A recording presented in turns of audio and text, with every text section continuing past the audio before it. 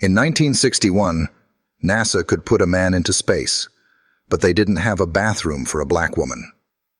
Every day, Katherine Johnson, one of the greatest mathematical minds of her generation, had to run nearly half a mile just to use the restroom. Not because it was urgent, but because the one assigned to colored women was across the entire campus. That single truth, so absurd it feels fictional, wasn't the exception. It was the rule. In a building designed to launch rockets beyond Earth, a woman who could... Katherine Johnson didn't ask for recognition. She didn't carry a sign or shout in protest. She carried a pencil. She carried data. And she carried a calm that made men in lab coats look small. On paper, her job was to compute numbers. In reality, she rewrote who got to hold the chalk in a room full of whiteboards.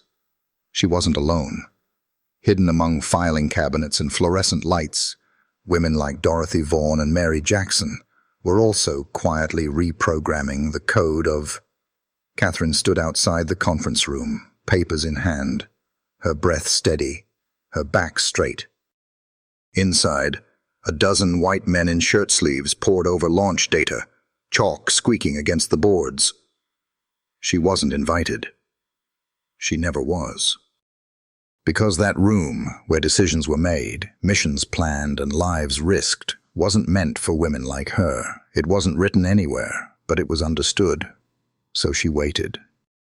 Not for permission, but for necessity. When one of them stumbled over a variable they couldn't solve, she stepped in. Not loudly, not forcefully, just with quiet clarity. They stared. Not because she was wrong, but because she wasn't supposed to speak here. The silence after she finished was louder than any applause. No one thanked her, but no one corrected her either, and for Katherine that was enough. At least for now. She returned to her desk like a ghost, unseen, but essential. There was no chair for her in that. Dorothy Vaughan was not anyone's first choice. Not for leadership, not for recognition. She was a black woman with a calm voice, a patient stare, and the kind of presence that didn't rattle a room until it needed rattling. Her title was computer, a job that once meant women solving equations by hand, row after row, page after page. But the machine they wheeled into the basement one afternoon, the IBM 7090, was about to change everything. It was taller than a man, colder than the... She didn't wait for someone to train her. There was no invitation, no manual handed out, no mentor assigned. There was only a locked door and a library. And Dorothy, on her own time, walked into that library and found a book on Fortran, the strange new programming language that would soon become the future of every mission at NASA. She didn't just read it, she mastered it, line by line, loop by loop. But Dorothy didn't stop at understanding the machine. She did what true leaders do. She looked back. She gathered the women in the West Computing Group, the ones still solving equations on paper, and she taught them what she had learned. Slowly, carefully. She turned programmers out of women who had never touched a keyboard. She didn't hoard knowledge. She spread it, because she saw what the others... The day the IBM roared to life, the engineers stood by helpless, watching its system crash over and over. They couldn't feed it the data. They couldn't retrieve the answers. The future they'd bet on was stuck in a loop of errors. Then Dorothy walked in. She didn't shout. She didn't wave a badge. She just calmly moved to the control panel and began typing. They hadn't expected her, but they needed her. When the department head asked who fixed the machine, someone answered, Dorothy Vaughan. But she was already gone, walking back to her women. Because this wasn't about titles. It was about survival, about not leaving anyone behind. And so, long before anyone offered her a promotion, Dorothy was already a supervisor in every way that mattered. She ran a team. She built a future. She refused to let the world decide what she or any of them were capable of. She was invisible to many, but inside that, Mary Jackson had always been sharp. She saw angles where others saw lines, solutions where others saw limits. But brilliance alone wasn't enough. Not in 1961, and not for a black woman in Virginia. NASA needed engineers, and Mary had the talent, the training, and the tenacity. What she didn't have was permission. They didn't tell her no outright. They simply placed a wall where a door should have been. It was the kind of obstruction that worked without noise, the kind designed to wear you down slowly, to make you stop asking. But Mary wasn't wired that way. She didn't rage or beg. She filed a petition. She dressed neatly, walked. In that courtroom, she wasn't pleading for special treatment. She was asking to be seen. To be measured not by the color of her skin, but by the depth of her mind.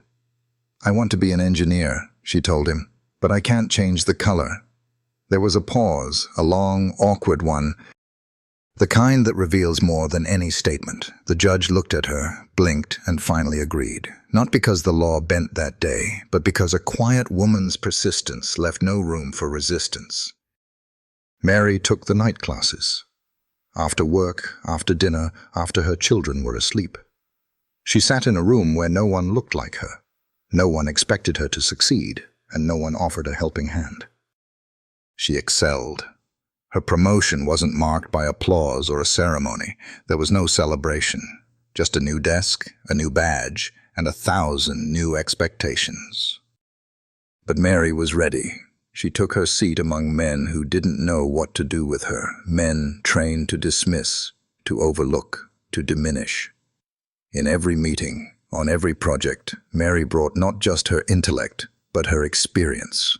She knew what it felt like to be excluded, so she looked for others like her, young women, quiet voices, overlooked talents. She opened doors for them that she had once had to pry loose with both hands. Mary's battle wasn't about one promotion. It was about changing the blueprint.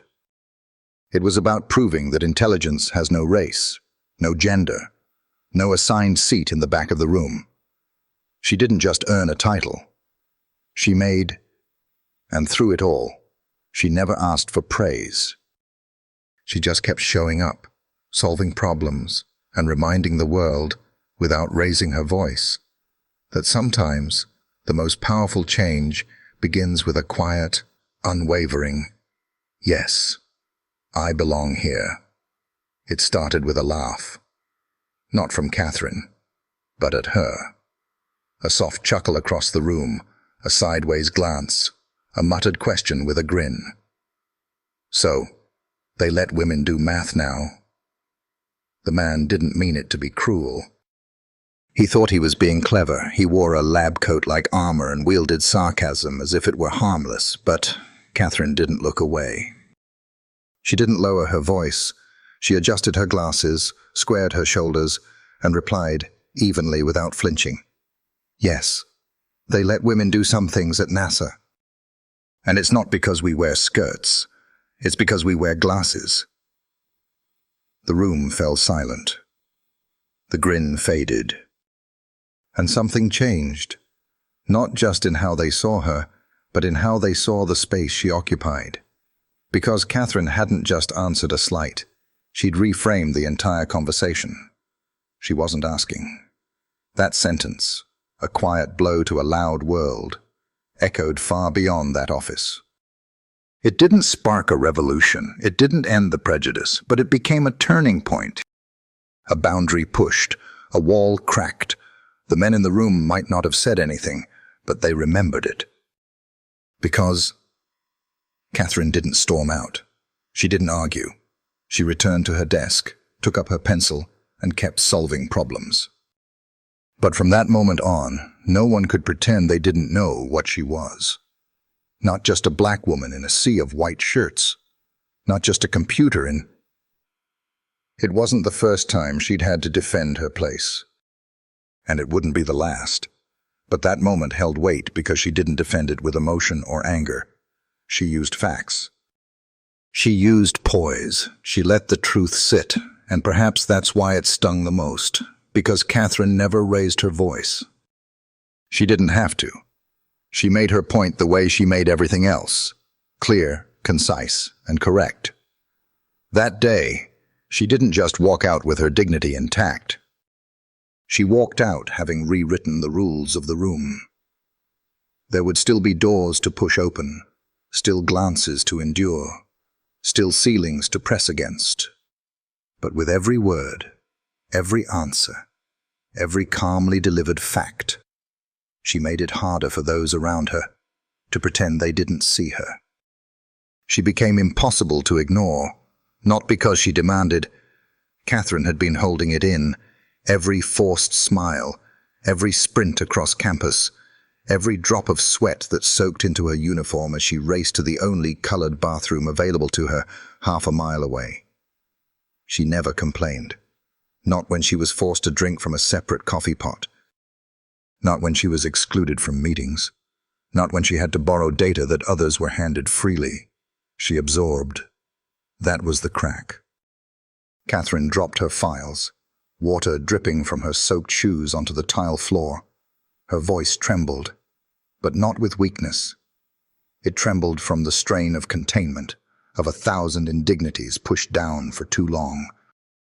And then she let it go. "There are no bathrooms for me here," she said, eyes locked on her superior. "There are no colored bathrooms in this building, or any building outside the West Campus. So excuse me if I have to go to the bathroom a few times a day." The room froze. A pencil stopped mid-scratch. A chair creaked, but no one moved. Her voice rose, not in anger, but in desperate honesty. "I work like a dog, day and night, living off coffee from a pot none of you will touch, typing up numbers none of you even look at twice, and still, I'm not good enough to pee in the same building." She didn't wait for applause. She didn't ask for permission. She picked up her files, turned, and walked out.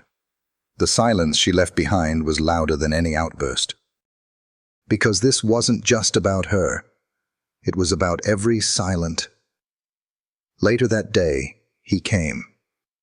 Al Harrison, her boss, walked out onto the West Campus with a metal rod in his hand and steel in his eyes. He didn't say a word. He approached the bathroom labeled "Colored Women," looked at the sign, and in front of everyone, white and black, engineers and janitors, he raised the rod and swung. Clang! The metal plate hit the floor, a sound that swallowed the hallway whole. Eyes widened. No one clapped. No one moved, but something shifted. "Here at NASA, we all pee the same color," he said. It wasn't rehearsed, it was real, and it left the crowd stunned. A white man in power had just broken policy with a swing, and no one stopped him. For Katherine, it wasn't victory. Not yet. But it was the beginning of something, a breach in the wall, a signal that someone, finally, was willing to say enough. That clang didn't just mark the end of a bathroom sign. It marked the first time the system flinched, and it flinched because one woman refused to stay silent. The countdown had begun. America was preparing to send John Glenn, its first astronaut, into orbit, and tensions ran high across every corridor of NASA. The numbers had to be perfect. The slightest miscalculation could mean catastrophe. Men in suits and badges stood shoulder to shoulder, poring over pages, unsure, uneasy. They had the Atlas rocket, call her. Silence.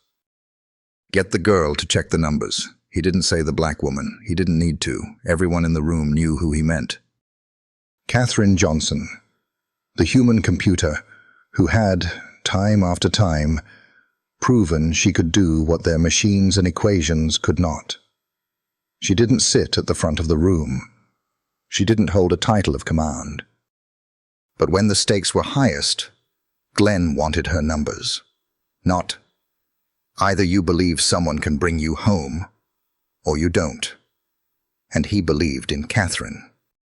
She was called in, papers in hand, hair pinned, heart steady. No fanfare, no formalities, just a room full of men who had once looked through her, now looking to her. She didn't ask questions. She picked up the coordinates, reviewed the data, and got to work. She did not speak much. She never did when the numbers were loud enough.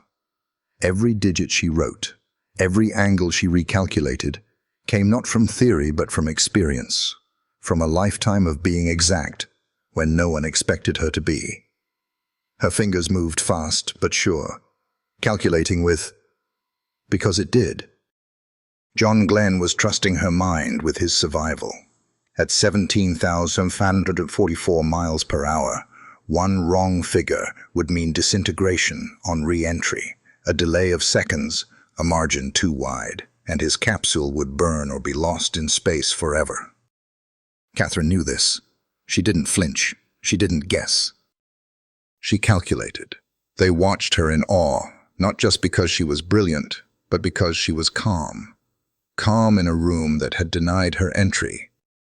Calm in a world that had never prepared itself for a black woman to hold the numbers that decided the fate of white men in space. She was never meant. Hours passed. The data was checked and double-checked. She turned in her figures. They were clean, elegant, precise. When John Glenn received the confirmation that her numbers matched the IBM's and then some, he gave the go-ahead to fly, not because the computer said so, but because Katherine did. In that moment, her work became invisible, folded into the mission, the machinery, the history books. But that one request, spoken in the simplest terms, call her, was more than trust. It was validation. It was a man placing his life in the hands of someone the system tried to ignore. And that act, the quiet defiance of choosing her, shook the institution far more than any protest could. Not every victory needs a banner. Sometimes it only takes a voice in a hallway, asking for the one person who never asked for anything, but always delivered. The blackboard loomed tall, dense with numbers, arrows, curves, and variables, looping across it like constellations. In the center of the room stood Katherine, chalk in hand, sleeves rolled, forehead faintly damp. Around her, engineers hovered, silent, unsure whether to interrupt. The IBM had spit out figures, but something felt off. Too cold, too distant. Machines could calculate, yes, but Katherine could. She worked without hesitation. Her right hand glided across the board in long, precise arcs, converting speed into distance, altitude into heat, error into possibility. She whispered numbers under her breath as if reciting scripture. Others scribbled notes, trying to keep up, but no one dared speak. Her calculations were raw, done in real time the problem was re-entry. The capsule could make it into orbit. But coming back, surviving the descent, breaking through the atmosphere at exactly the right angle, was a different beast, too shallow, and John Glenn would skip like a stone across Earth's edge, and Katherine knew the difference came down to inches, to milliseconds, to the kind of math you don't just learn, you feel. She paused once, wiping the chalk dust from her fingertips, then stepped back to review. One more line, one more formula, then silence. She turned slowly, hands still in midair, and delivered the solution in full, coordinates, speed, time, and angle, without flinching. No one moved. Someone finally cleared his throat. "Are you sure?" She didn't answer right away. She just pointed to the board, then nodded. That's the only way he comes back. There it was, not a guess. Not a projection, a decision, a landing zone calculated by a woman whose path to that blackboard had been longer, harder, and far more complex than any orbit line she'd ever drawn. And she had done it with a pencil. There were computers, yes, engineers, of course. Supervisors, directors, specialists in white shirts and badges. But when the stakes were at their highest, it was Katherine's numbers, done by hand, under pressure, that NASA would use to guide a man safely home from space. No plaque was hung that day. No memo was issued. But every man in that room walked away knowing one thing. The most important math in the building didn't come from a machine. It came from her.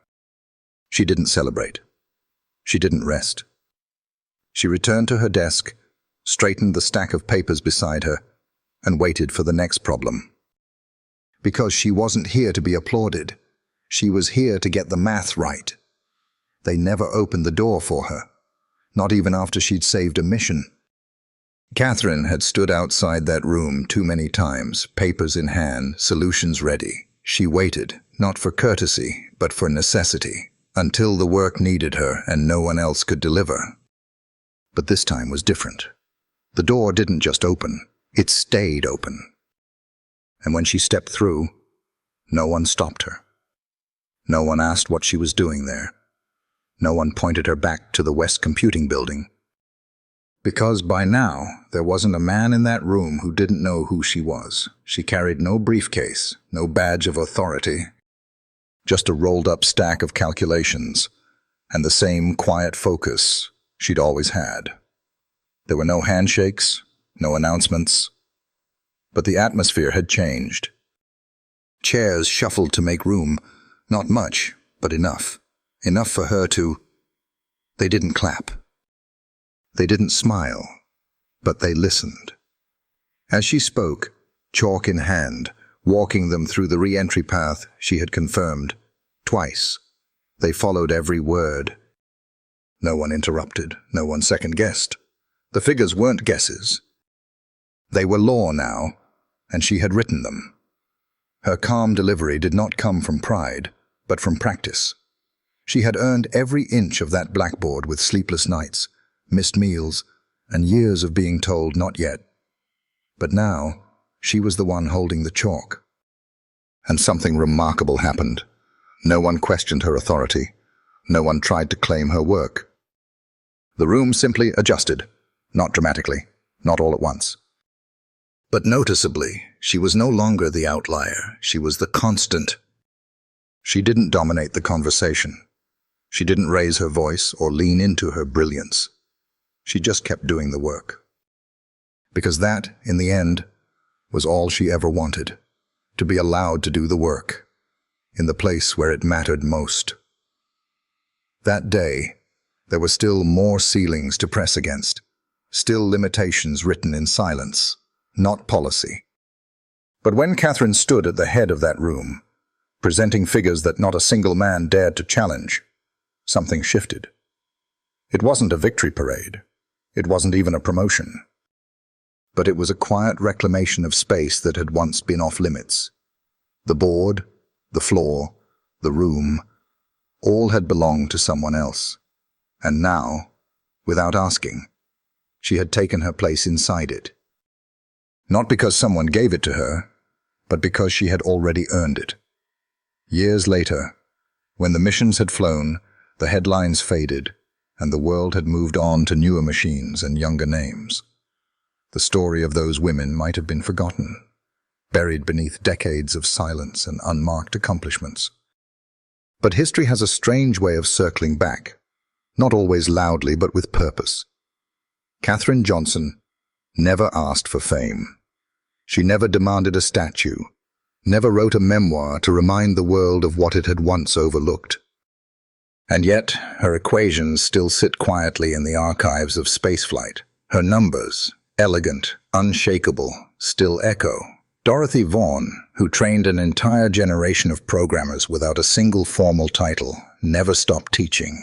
Long after the room stopped applauding, she was still passing on knowledge in corners where no spotlight reached. Mary Jackson, the engineer who once had to ask a court for permission to attend school, spent the rest of her career fighting from the inside to bring others in, young women, girls of color, anyone told they didn't belong in science. She opened doors that were welded shut, And then there was the rest of them, the silent many. The West Computing Group. The women whose names weren't printed in newspapers, whose signatures didn't appear on mission plaques, but who calculated, checked, and rechecked every number that made the impossible possible. They didn't march on stages. They marched through hallways, through doubt, through exclusion, through the long, unlit corridors of a system never designed for them. And they didn't just endure it. They bent it, rewrote it, not with noise, but with accuracy, with brilliance, with grace. Today we call them pioneers. But back then, they were just women doing their jobs better than anyone expected, and better than some ever admitted. There's no single moment that defines their story. No line in the sky where history changed course. It was thousands of quiet choices, thousands of precise calculations, and thousands of silent battles won one pencil stroke at a time. This story isn't just about NASA. It's about who gets to count, who gets seen, who gets trusted. And sometimes the most powerful revolutions don't begin with noise, but with a quiet woman at a chalkboard getting it right. And when we remember them, we remember something more, what it means to be seen, finally, as enough. They were hidden figures only because the world refused to see them. But now, we do.